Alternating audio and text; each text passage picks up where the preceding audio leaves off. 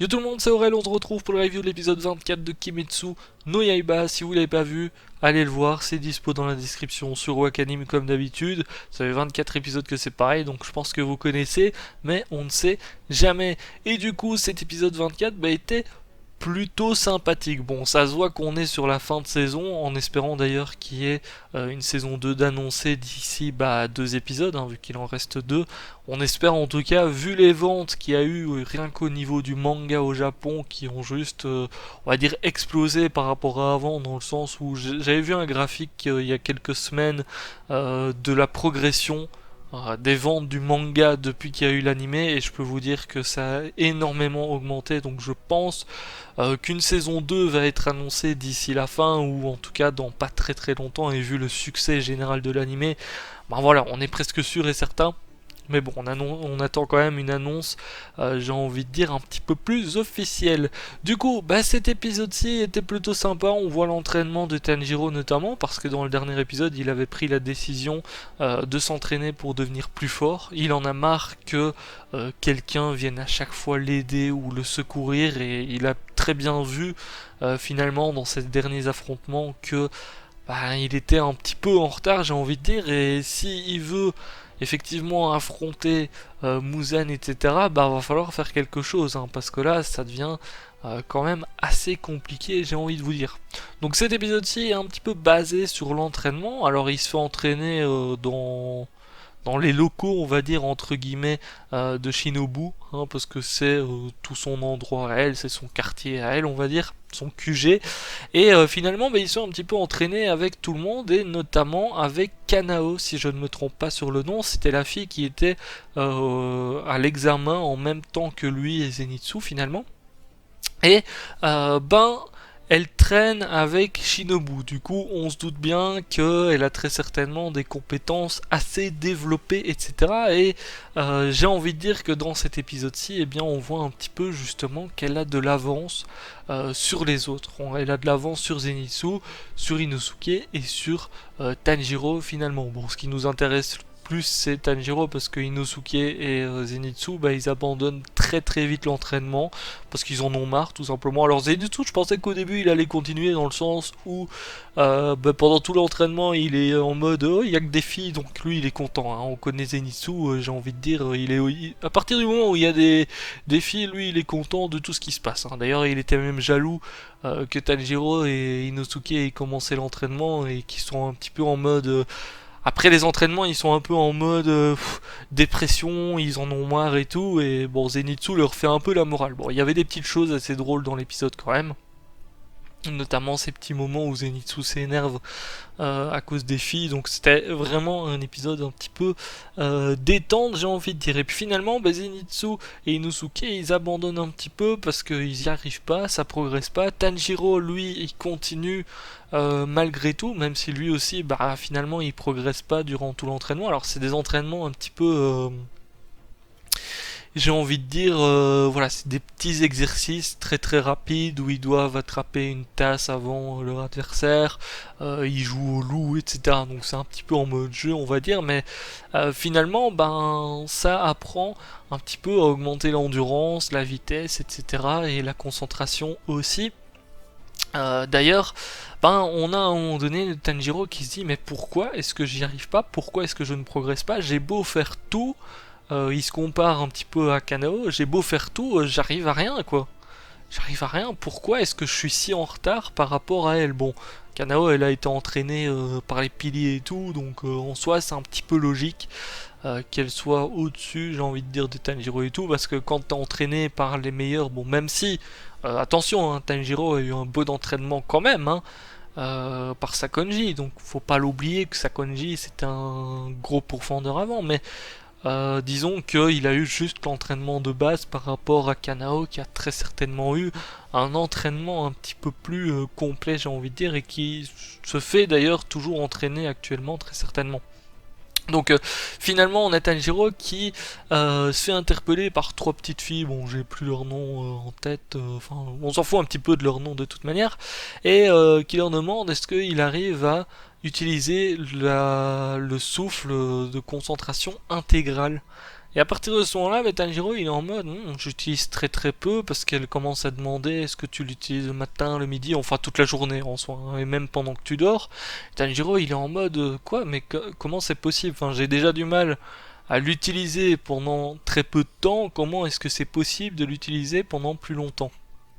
Et puis là, Tanjiro il réfléchit et il se dit mais est-ce que ça serait pas ça mon souci justement? Est-ce que ça serait pas ça que je dois améliorer chez moi? Et donc là, il se lance dans un entraînement en plus de celui qu'il fait avec Kanao, etc.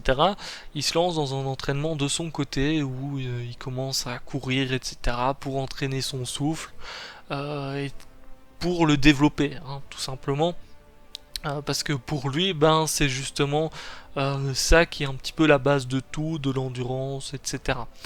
Bon, on a un petit peu son entraînement qui se passe du coup, et puis on a une seconde partie de l'épisode en soi où on a Tanjiro qui commence un petit peu à parler avec Shinobu. Il est en train de méditer un petit peu, et puis il y a Shinobu qui vient l'accoster un petit peu, et on apprend pas mal de choses sur Shinobu finalement, d'où son caractère en fait, hein, parce que son caractère, on l'a déjà remarqué depuis le début, qu'elle était un petit peu en mode elle a un petit peu le côté sadique, elle sourit tout le temps, etc. Mais elle aime bien faire du mal aux démons finalement. Enfin, c'est vrai que Shinobu elle est assez chelou. Hein, depuis le début, elle est assez chelou. Et on en apprend un petit peu plus là. Donc notamment, elle essaye en fait de suivre les pas de sa sœur qui est morte de la main de démons quand même. Et sa sœur, c'était un petit peu la même que Tanjiro finalement. Elle était gentille et elle voulait que la guerre entre démons et humains s'arrête sans forcément qu'il y ait de tuer, etc. Et c'est vrai que Tanjiro finalement est entre guillemets dans la même optique, dans le sens où bon, il aime pas tuer les démons déjà. Quand il le fait, voilà, c'est parce qu'il le faut, et même quand il le fait, selon le démon il le fait de manière respectueuse ou pas. On l'a déjà vu, notamment avec la mère de je sais plus son nom, mais bon, avec la mère de la lune qu'on a vue précédemment, on a vu d'ailleurs cette scène qui était très bien faite où il tuait bien sans faire de mal la mère du coup parce qu'elle était finalement gentille, enfin il s'était rendu compte de ça. Et c'est vrai que Tanjiro à ce niveau-là, il respecte plutôt pas mal les démons, etc. malgré tout.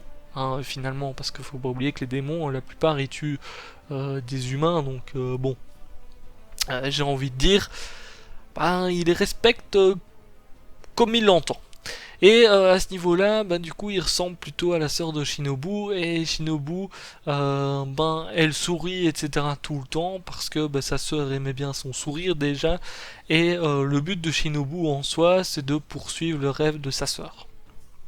Bon, le truc étant que, finalement, elle réfléchit pas du tout comme sa sœur, donc c'est pour ça qu'elle a un faux sourire, hein, entre guillemets, c'est pour ça qu'elle sourit tout le temps, même quand il le faut pas, et que, on l'avait déjà vu plusieurs fois, elle était en mode oh, tu veux devenir mon ami quand elle parle à un démon par exemple, c'est vrai que y a toujours ce côté-là un peu souriante et tout, et du coup, finalement, on a un côté sadique qui ressort par rapport à ça, donc c'était cool d'en apprendre un petit peu plus, justement, sur un pilier, finalement pourquoi est-ce qu'ils se battent exactement, etc. Parce que bon, c'est vrai que chacun a très certainement un objectif et se bat pour quelque chose. Donc je suppose que tous les piliers ne se battent pas pour la même chose, et puis là on le voit de toute manière avec Shinobu, je doute que tous les piliers se battent parce que il y a un membre de la famille qui a été tué forcément, etc. D'ailleurs par exemple on peut prendre aussi Tanjiro en compte, lui s'il se bat c'est pour sauver sa sœur, même si sa famille a été tuée et tout, son but c'est de sauver sa sœur. Il pourrait très bien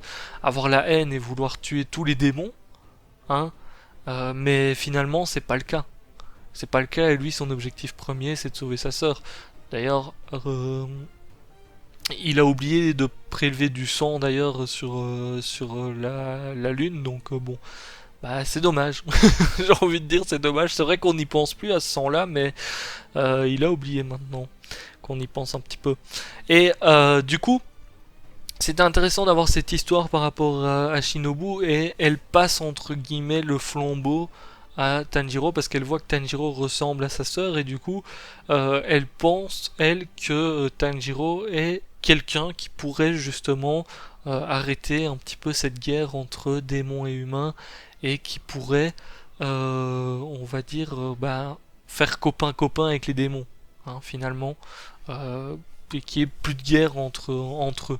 Donc bon, c'est possible, hein, clairement on a vu Tanjiro, c'est possible qu'il fasse ami-ami avec des démons. Après, son objectif premier c'est de sauver sa sœur, donc bon, s'il faut tuer, on a déjà vu qu'il pouvait très bien tuer, etc. Même s'il avait du mal au début, au fil du temps, on l'a vu, il a de moins en moins du mal à tuer. Je me demande quand même comment est-ce que Tanjiro va réagir un petit peu par rapport à tout ça. Bon, est-ce que oui, il va avoir l'objectif aussi d'arrêter cette guerre sans forcément tuer les démons, et du coup, s'il y a moyen de ne pas en tuer un, est-ce qu'il ne va pas le tuer finalement ou pas? On a un petit peu l'esprit, j'ai envie de dire, Naruto qui va rentrer en compte, où vous savez, dans Naruto il y a souvent le côté où Naruto, bon, même quand il est contre un méchant, s'il y a moyen d'en faire quelqu'un de gentil, d'en faire un allié et tout, il le fait. Et on a un petit peu cet esprit là. Après, à voir si effectivement Tanjiro va partir dans ce sens là ou pas, hein. Parce que peut-être qu'il va continuer à être comme il est, ou bien peut-être que s'il y a moyen d'éviter de tuer, il va éviter de le faire. Ça reste à voir quand même. Mais c'était assez intéressant, et finalement on comprend un petit peu mieux Shinobu, donc c'était sympa cet épisode. À voir maintenant si l'entraînement de Tanjiro va porter ses fruits, parce que l'air de rien, voilà, il est en plein entraînement en plus de son entraînement de base avec Kanao, donc on se demande un petit peu comment est-ce que ça va se passer à ce niveau-là. Bon, je pense que au niveau de Tanjiro, vu que lui il continue l'entraînement, mais genre vraiment à 100%, de toute manière il le faut, hein, parce que c'est vrai que Tanjiro pour le moment, il est pas assez fort, j'ai envie de dire, pour combattre, et c'est vrai que très souvent il est accompagné de quelqu'un pour se battre, entre guillemets, hein, j'ai envie de dire, mais bon, on l'a vu la dernière fois, il a dû être sauvé et tout.